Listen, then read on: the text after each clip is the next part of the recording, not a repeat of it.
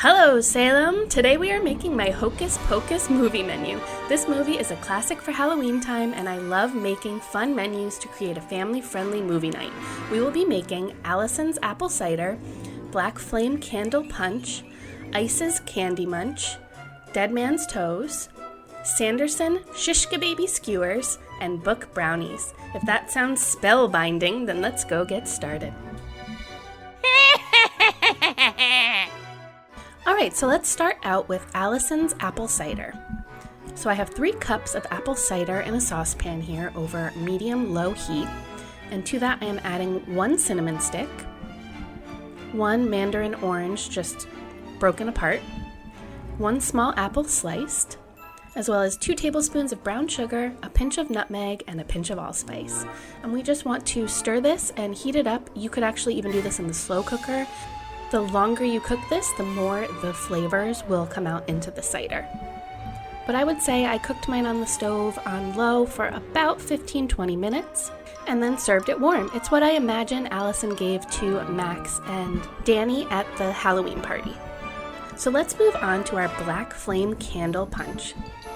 So this is obviously the adult beverage for the movie night.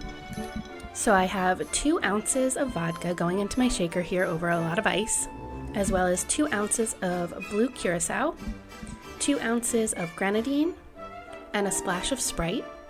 And then I'm also going to add in just a little bit of black gel food coloring. That's totally optional. It'll just be more of a deep purple if you don't, as well as some of my gold edible glitter. And then you just want to shake that over ice until it's nice and cold, and then pour it into your glass. I love this. It reminds me of when Max lights the candle and all the sparks shoot. That's why I love having that gold glitter in there. It's just really magical. So now moving on to Ice's Candy Munch. What I have here is a half a cup of melted butter, and I'm just adding that into a 9x13-inch pan, along with a half a cup of brown sugar, 1 tablespoon of vanilla extract, and a pinch of salt, about a 1/4 teaspoon or so. And we just want to whisk that together. And then we are going to add in 6 ounces of rice checks, a bag of bugles. I believe this was a 7.5 ounce bag, as well as 2 cups of pretzels. And we just want to stir that around and try to coat everything as best we can. And then we are going to bake this in our preheated oven at 275 degrees for about 1 hour, stirring every 15 minutes. So this almost becomes like kettle corn. The bugles are super salty, but then you've got that really nice sweet coating, and it candies over all of the cereal and bugles. So yummy.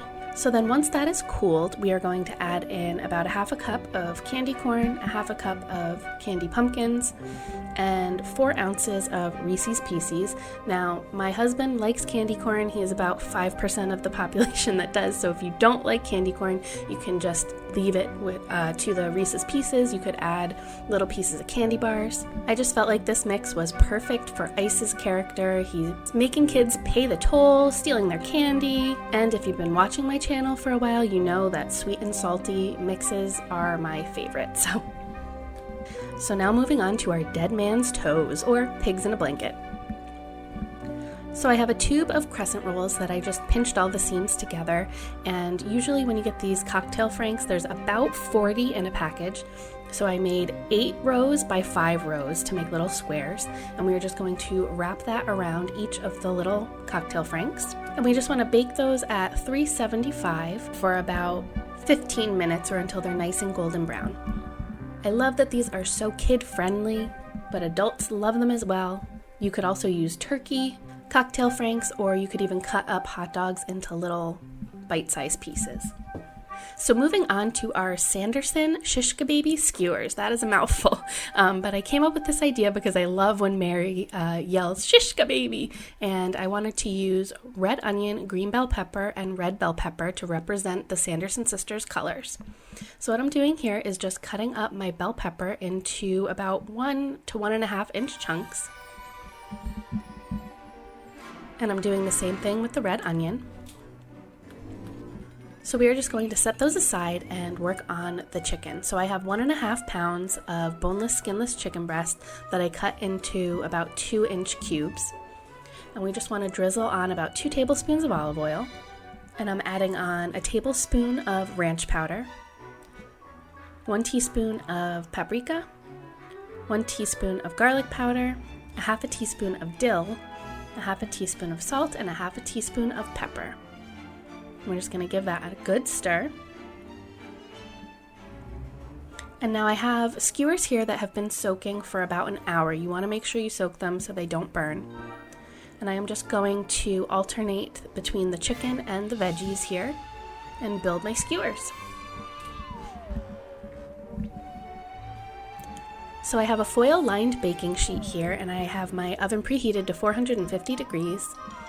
And we are just going to bake these for about 14 minutes, flipping halfway through. But while those are cooking, we're going to make our cheesy garlic sauce to go over the top. So in a bowl here I have 1 stick of butter and 6 cloves of garlic, and I'm just going to melt that in the microwave. And then I want to stir in 1/2 cup of Parmesan cheese, 2 tablespoons of fresh parsley, 1 tablespoon of the ranch seasoning, 1/2 teaspoon of dill, and 1/2 teaspoon of garlic powder. And you just want to separate out about 1/3 of this to put on the skewers at the end because we don't want to cross-contaminate with the raw chicken. So we're just going to baste this onto the chicken a few times while they're roasting. And then once it's done, we want to broil it for about 2 minutes just to get everything nice and golden and crispy, and then pour the remaining sauce on top. Now, I love these. These are actually skewers that I make in the summertime on the grill, but I just changed things up with the peppers and the colors and everything. But it's such a family-friendly meal because it's on a stick. It's kind of fun, but that cheesy ranch garlic sauce is really a crowd pleaser. Now, last but certainly not least, let's move on to our Boooook Brownies. Now, these are super easy. You can use any brownie recipe you'd like, but I just made a box according to the package directions in an 8x8 pan. And once they cooled, I am cutting them into 6 pieces. And I don't know what it is, but there's something about using a plastic knife to cut brownies. It's just so much easier. Has anyone else found that? But anyway, so then we are going to take this black frosting here. I did not like this brand that I got. I will link down below the one that I used previously in other years. I saw this one on Amazon and it just looked really good. I couldn't find one in my grocery store, but it was just a little bit too runny for what I wanted. So we're just going to do that and place our candy eyes on top. And it's just as simple as that. I really hope you enjoyed coming along and making this spooky Hocus Pocus movie menu with me. I love doing movie menus. I've done a few in the past and will absolutely be doing many more in the future, so I hope it's something that you all enjoy. I like creating them just for my family. We have a whole binder of recipes, and it's something that we can pull out and have a fun movie night together. If you give any of these recipes a try or just want to say hi, please be sure to leave me a comment. I always love hearing from you guys. But enough talking, let's go watch our movie and we will see you in the next one. Bye!